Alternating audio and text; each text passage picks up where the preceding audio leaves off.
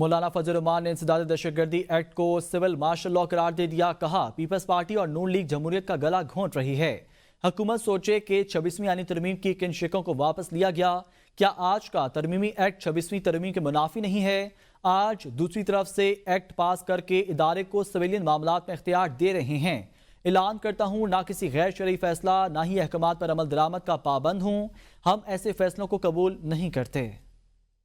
ادارے کو بے تحاشا اختیارات دے دینا کہ پاکستان پیپلز پارٹی اور پاکستان مسلم لیگ نون جو جمہوریت کے علمبردار آج وہ ایک ایسا ایکٹ پاس کر رہے ہیں کہ جو اپنے ہی ہاتھوں سے جمہوریت کے چہرے پر کالک ملک رہے ہیں. کہ 26ویں ترمیم میں حکومت سوچے کہ 26ویں ترمیم میں کن کن شقوں کو واپس لینے پر وہ آمادہ ہوئی. کیا یہ نیا ایکٹ 26ویں ترمیم کی روح کے منافی نہیں ہے؟ اپنے 26ویں ترمیم میں وہ سارے کردار واپس لے لیے کہ جس سے ہمارے آرمڈ فورسز کو سول کے اندر اختیارات میں اضافہ مل رہا تھا.